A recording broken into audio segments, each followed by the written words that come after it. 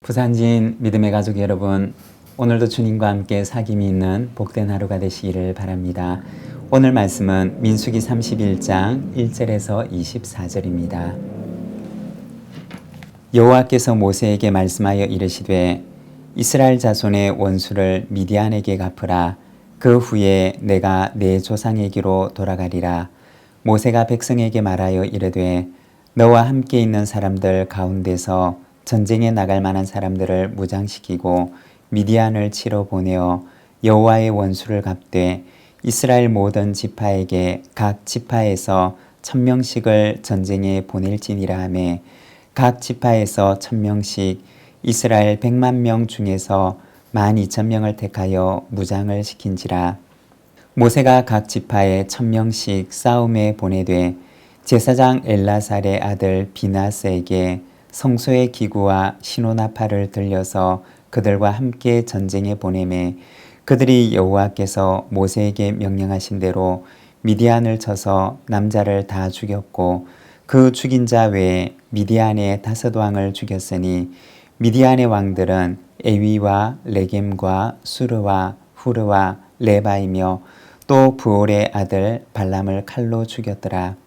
이스라엘 자손이 미디안의 부녀들과 그들의 아이들을 사로잡고 그들의 가축과 양떼와 재물을 다 탈취하고 그들이 거처하는 성읍들과 촌락을 다 불사르고 탈취한 것, 노략한 것, 사람과 짐승을 다 빼앗으니라. 그들이 사로잡은 자와 노략한 것과 탈취한 것을 가지고 여리고 맞은편 요단 강가 모압 평지의 진영에 이르러 모세와 제사장 엘르아살과 이스라엘 자손의 회중에게로 나오니라. 모세가 제사장 엘르아살과 회중의 지도자들이 다 진영 밖에 나가서 영접하다가 모세가 군대의 지휘관 곧 싸움에서 돌아온 천부장들과 백부장들에게 노하니라. 모세가 그들에게 이르되 너희가 여자들을 다 살려두었느냐? 보라, 이들이 발람의 꾀를 따라 이스라엘 자손을 부올의 사건에서 여호와 앞에 범죄하게 하여 여호와의 회중 가운데 연병이 일어나게 하였느니라.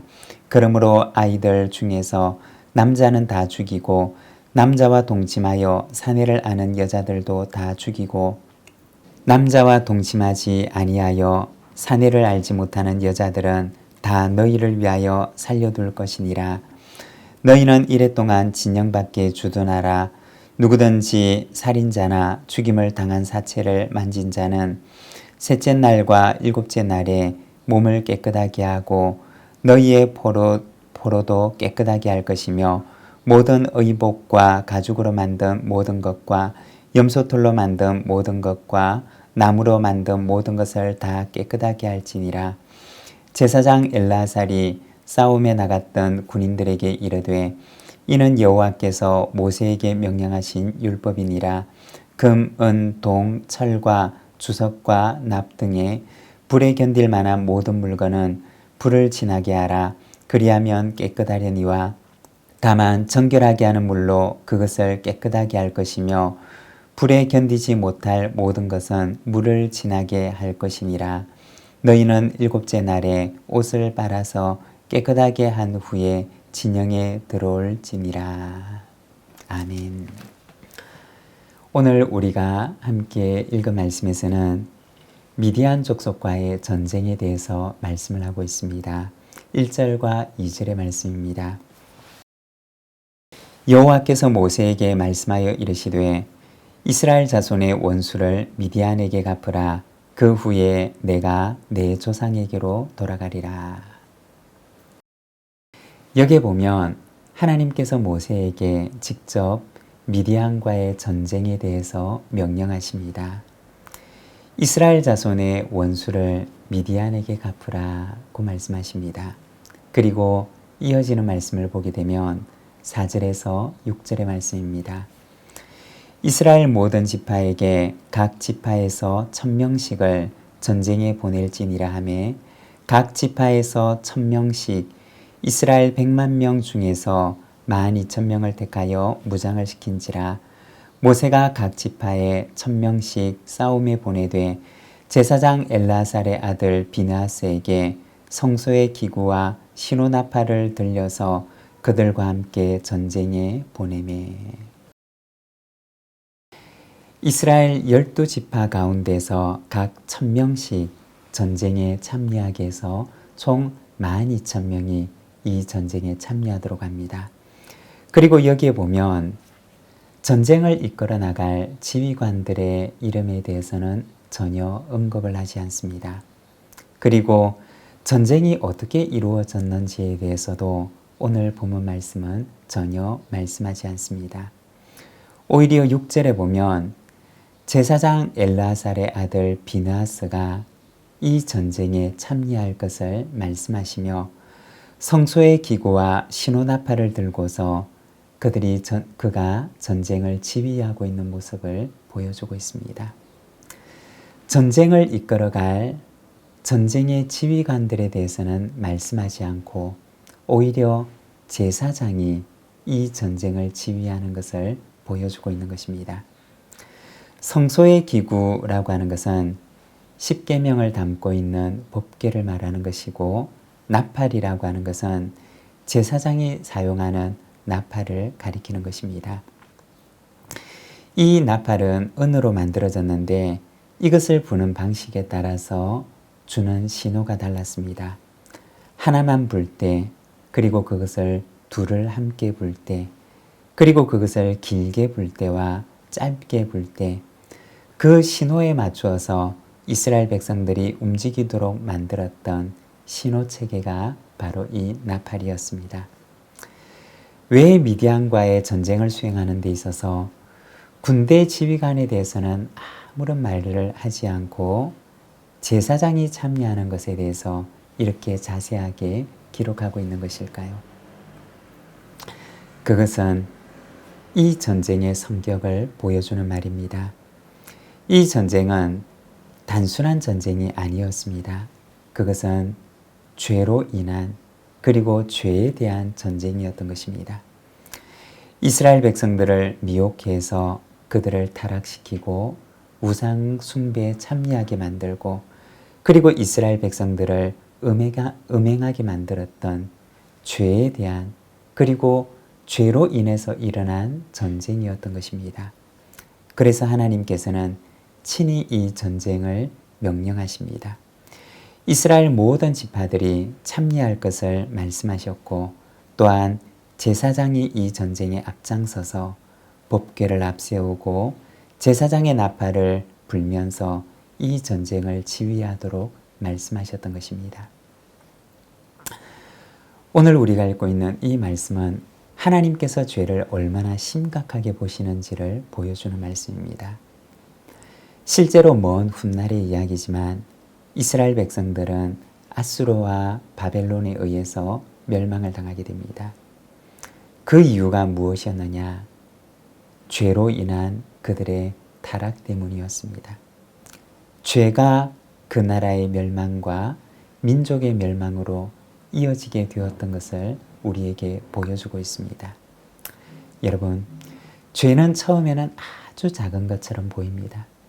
정말 아주 미미한 것처럼 이 정도는 아무런 문제가 되지 않을 것처럼 우리에게 여겨지기도 합니다. 그러나 그 죄는 죄를 짓는 그 사람을 마지막에는 멸망케 하는 끔찍한 결과로 이끈다는 것입니다. 14절에서 17절의 말씀입니다. 모세가 군대의 지휘관 곧 싸움에서 돌아온 천부장들과 백부장들에게 노하니라. 모세가 그들에게 이르되 너희가 여자들을 다 살려두었느냐? 보라, 이들이 발람의 꾀를 따라 이스라엘 자손을 브올의 사건에서 여호와 앞에 범죄하게 하여 여호와의 회중 가운데 연병이 일어나게 하였느니라. 그러므로 아이들 중에서 남자는 다 죽이고 남자와 동침하여 사내를 아는 여자도 다 죽이고. 여기 보면 전쟁에서 돌아온 이스라엘 군대를 모세와 아론이 나가서 맞이합니다. 얼마나 수고했던 사람들이고 더군다나 승리를 거두고 돌아온 군인들이었습니다. 그런데 모세는 이 승전고를 가지고 돌아온 지휘관들에게 오히려 노하면서 미디안의 여자들을 살려준 것에 대해서 책망을 하고 있습니다. 그리고 남자를 아는 여자는 다 죽이라고 명령을 합니다. 왜 그랬던 것일까요?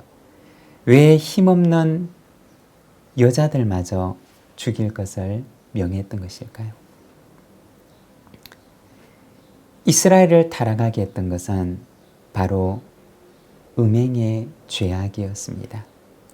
미디안 여자들을 통해서 이스라엘 남자들을 유혹하였고, 그리고 미디안의 우상을 숭배하는 제사에 참여하도록 해서 이스라엘을 우상 숭배의 죄악에 빠뜨렸던 이들이 바로 미디안의 여자들이었던 것입니다. 미디안의 여자들이 죄로 유혹했던 장본인들이었기에 그들을 죽이지 않고 진영으로 데리고 왔던 이스라엘의 지휘관들을 모세는 책망하고 있는 것입니다. 그리고 그들을 죽일 것을 명령하고 있습니다. 미디안과의 전쟁은 죄와의 전쟁이었고, 또한 모두 그 죄의 원인을 멸해야 하는 진멸 전쟁이었던 것입니다. 죄와 관련되는 모든 것들을 진멸할 것을 하나님께서는 명하셨던 것입니다.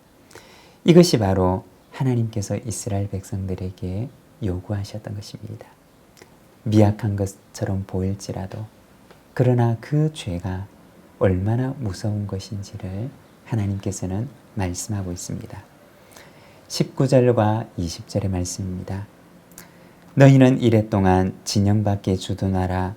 누구든지 살인자나 죽임을 당한 사체를 만진 자는 셋째 날과 일곱째 날에 몸을 깨끗하게 하고 너희의 포로도 깨끗하게 할 것이며, 모든 의복과 가죽으로 만든 모든 것과 염소털로 만든 모든 것과 나무로 만든 모든 것을 다 깨끗하게 할지니라. 마지막으로는 전쟁에 참여했던 이들에게 7일 동안 진영 밖에 머물면서 자신을 정결하게 하는 절차를 거치고 난 뒤에야 진영 안으로 들어올 수 있음을 말씀합니다. 그리고 제사장 엘르아살이 이 모든 정결의 절차를 진행합니다. 정결이라고 하는 것은 하나님 앞에 나아갈 수 있는 상태를 말하는 것입니다. 하나님께서는 이스라엘 백성들에게 죄와의 전쟁에 참여하게 하십니다. 그리고 이들을 정결케 하는 절차를 거친 뒤에 이스라엘 백성들의 진영 속으로 들어올 수 있도록 말씀하십니다. 무엇을 말하는 것일까요? 죄로부터 자기를 지키고 하나님 앞에 나아갈 수 있는 하나님의 백성의 청결한 상태에 머물 것을 하나님께서는 원하셨던 것입니다. 그리할 때 약속의 땅을 얻을 수가 있는 하나님의 백성의 자리에 설 수가 있는 것입니다. 여러분, 하나님께서는 오늘 우리에게 무엇을 원하실까요? 그것은 바로 정결입니다. 죄로부터 자신을 지키고 하나님의 백성으로 하나님의 유업을 이어나갈 수 있는 그 정결의 자리에 오늘 우리가 서기를 원하십니다. 그리할 때 하나님께서 그 사람을 사용하셔서 약속의 땅을 얻게 하십니다. 오늘도 하나님 앞에 정결한 백성으로 자신을 지키고 준비하는 우리 모든 믿음의 가족들이 되시기를 바랍니다. 기도하겠습니다. 하나님 아버지 은혜를 감사합니다. 오늘은 주님의 말씀을 통하여서 죄로부터 자신을 지키고 또한 자신을 하나님 앞에 정결한 자로 세울 것을 명령하시는 주님의 음성을 듣습니다. 사랑하는 하나님 아버지, 깨끗한 그릇을 사용하시는 하나님, 오늘도 우리 자신을 주님 앞에 드리기를 원하오니 우리의 몸과 우리의 마음을 하나님께서 받으실 만한 정결한 백성으로 세워나갈 수 있도록 인도하여 주시옵소서. 오늘도 주님의 은총을 구하는 우리 믿음의 가족들 하나님께서 붙들어 주시고 주님의 그 권능의 발로 붙들어 주시고 이 하루 주님과 함께 믿음으로 이기고 승리하는 날이 되게 하여 주옵소서. 예수님의 이름으로 기도드립니다. 아멘.